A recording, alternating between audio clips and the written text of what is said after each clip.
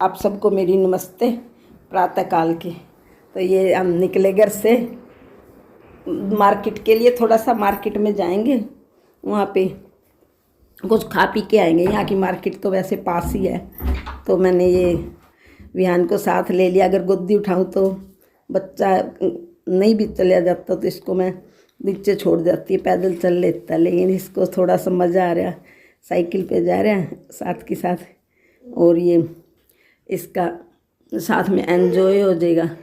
मौसम थोड़ा अच्छा हो रहा था इसलिए बाहर निकल लिए, क्योंकि बारिश का मौसम है, और क्या पता बारिश आ भी जाए, बादल आए हुए हैं। इसको घुमा के लेती हूँ, और साथ में मेरा भी घर से निकलना हो जाता है। मैं भी नहीं घर से बाहर निकलती, बहुत कम जाती हूँ घर से बाहर। तो अभी हम जाएंगे दुकान पे, और वहाँ देखते हैं क्या कुछ है दुकान पे जाने के बाद। ये तो हमारे BPL वाले मकान है, यहाँ से निकल लिया है, आगे अब पहुँच ही जाएंगे थोड़ी सी देर में।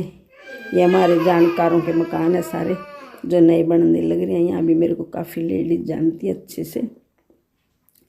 ये दुकान पे जाने के बाद अब ये आ गई हमारी स्कूल गोइंग बस है बच्चों की, बच्चों को छोड़ने आ रहे हैं। यहाँ पे एक बच्चा बेचारा, उसको गोदी उठा के लेके जाती उसकी माँ। देख के मेरे को बड़ा दुख होता है कि उसको लकवा वगैरह है क्या है। रोज़ देखती हूँ मैं उस बच्चे को, ये लोग गोदी उठाया, गोदी लेके जाते हैं अंदर, और गोदी बस में चढ़ाते हैं। चलो फिर भी बच्चे की शिक्षा तो हो जाएगी पूरी, माँ बाप मेहनत तो पूरी कर रहे हैं बच्चे के साथ। अब मैं शॉप पे जा रही हूँ, और इसको साथ साथ अब मैं रास्ते में मोड़ूंगी ना दूसरे घर की तरफ। ये नहीं मुड़ता, इसको पता है कि मार्केट सीधा है, दूसरे रास्ते से नहीं जाना चाहता, और इसको सारा बाजार के रास्ता अपने आप याद हो रहा है। इसको ऐसे छोड़ देंगे तो ये खुद ही साइकिल से उतर के दुकान पे भाग जाता है टॉफ़ी वगैरह लेने के लिए। तो इसका तो बहुत ध्यान रखना पड़ता है। लो जी, हम यहाँ की जो छोटी सी मार्केट है अब उसमें पहुँच गए हैं। यहाँ पे देखते हैं क्या मिलता है खाने पीने के लिए। तो सोच रही हूँ मैं, तो विहान तो पिएगा लस्सी, या इसको तो कुरकुरे वगैरह ऐसी चीज़ें पसंद है, दिलवाना तो नहीं चाहती मैं, लेकिन शॉप पे आने के बाद लिफाफे पे हाथ रख लेता है इन्हीं पे। और बेटी के लिए, अपने लिए आइसक्रीम ले आऊँगी, और बेटी के लिए लस्सी। देखते हैं क्या क्या। ये लो, इसने तो अपनी नटखटी खाएगा। हमारे टाइम में भी होती थी, जब संतरे की गोलियाँ 6 पैसे की आ जाती थी। किटकैट वगैरह भी हमारे पिताजी भी ले आके देते थे बच्चों को, और बच्चों के एक तरह से चाचा थे, वो भी बहुत खुश होते थे बच्चों को देख के। तो अब इसको ये पसंद आए हैं, और ये खाएगा भी यही, जबकि बाज़ार की चीज़ें पता नहीं चलता कैसे घी तेल की बनी होती है। मैं तो इसको अधिक से अधिक सोचती हूँ घर बना के दूँ। सुबह भी मैंने इसके लिए कल जो हाथों से बनाए थे, अपने हाथों से बना के, तो इसके लिए घर ही बना के खिला दिए। थोड़े से फीके बना दिए, थोड़े से मीठे मीठे इसने खाए विहान ने, और फीके रख दिए हैं। बाद में इनको कोई नमकीन कर दूँगी। तो देखती हूँ यहाँ पे क्या क्या मिलता है। ये तो संतरे की कुल्फी ले लिया, क्या अच्छा लगा विहान को। उन्हें सोचा नानी खाई जा रही है, सामने देख रहा था बैठा हुआ, तो फिर भाग के आया दौड़ के। उन्हें सोचा तो कुल्फ़ी तो ख़त्म होने वाली है, नानी ने ख़त्म कर दी। तो मैं भी बड़े मस्त हो गए कुल्फ़ी।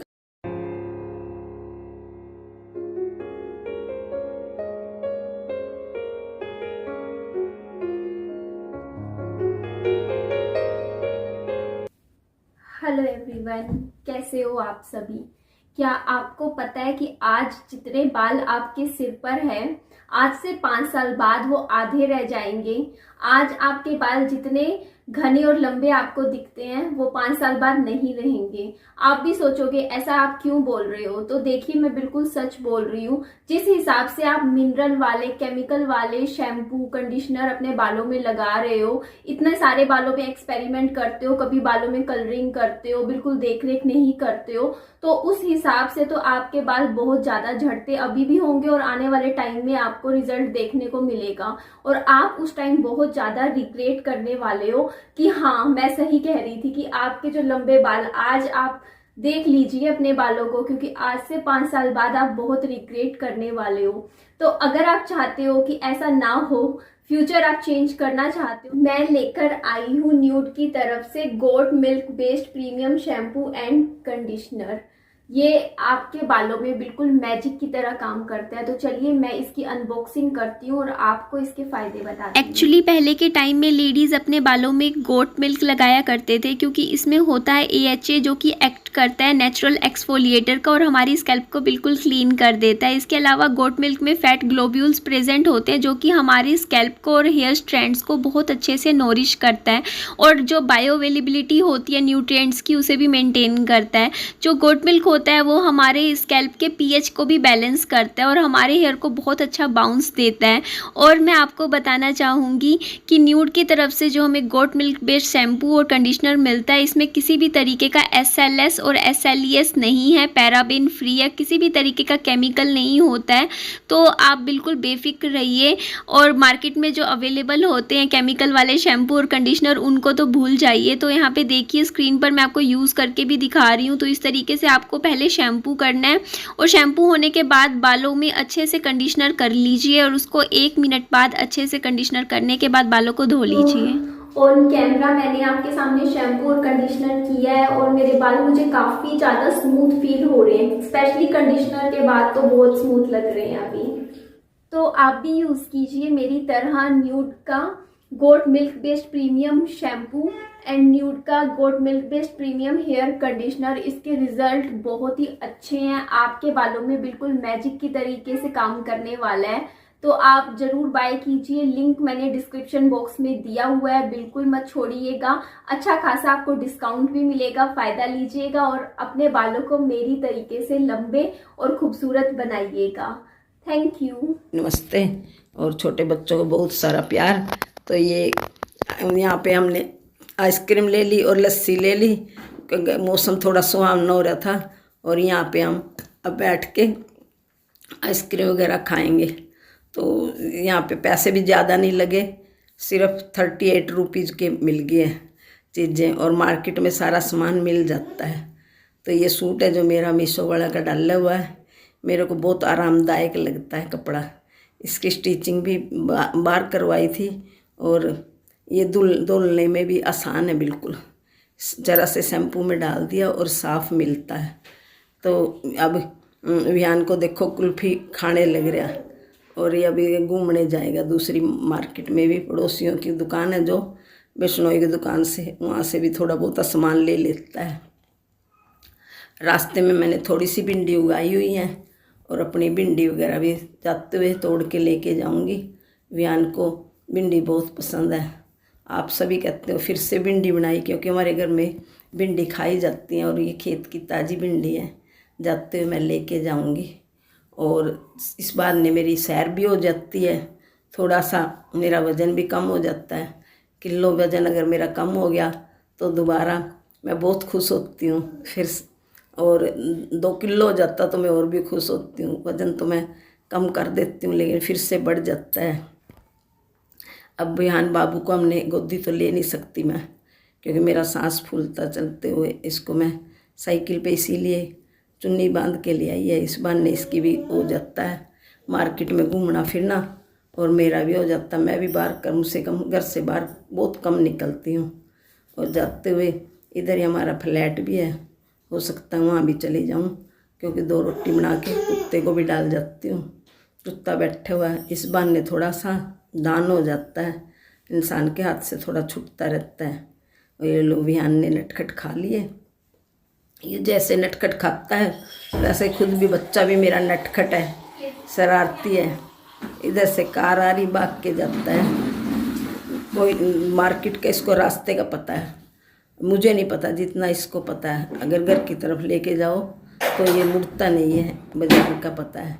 ये झुमके मैंने बेटी के डाले हुए कानों में हैं, तो काफ़ी हैवी, लेकिन मैंने भी डाल लिए, फिर मैं घर जाके निकाल भी बहुत जल्दी देती हूँ,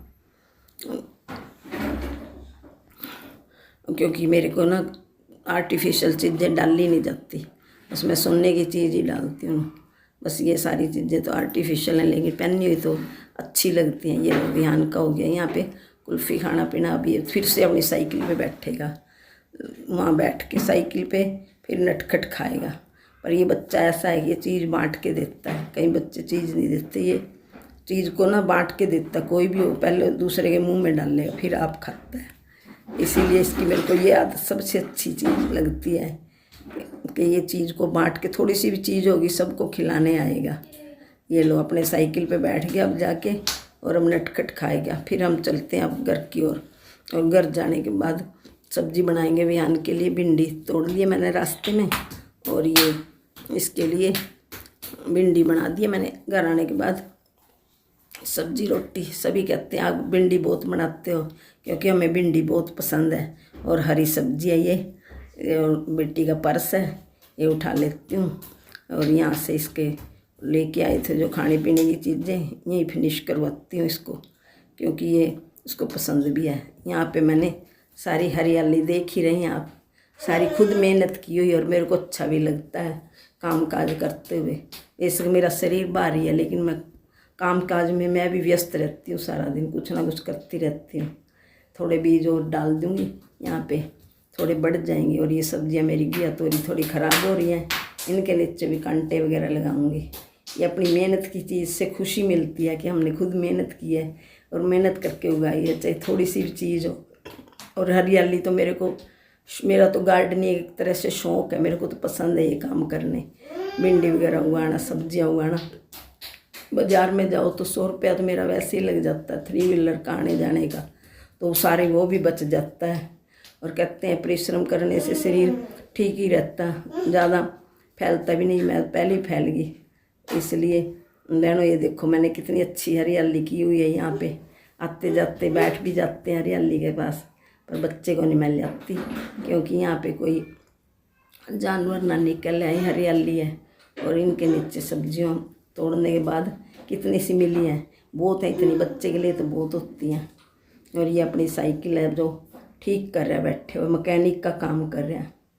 ये अब घर की तरफ जाएंगे, घर देखते हैं। मेरी वीडियो को लाइक करना, सब्सक्राइब करना, मेरे चैनल को आगे बढ़ाना, और मेरी वीडियो देखते रहना। आप सबका मेरी वीडियो देखने के लिए बहुत बहुत धन्यवाद। आप सबको मेरी नमस्ते।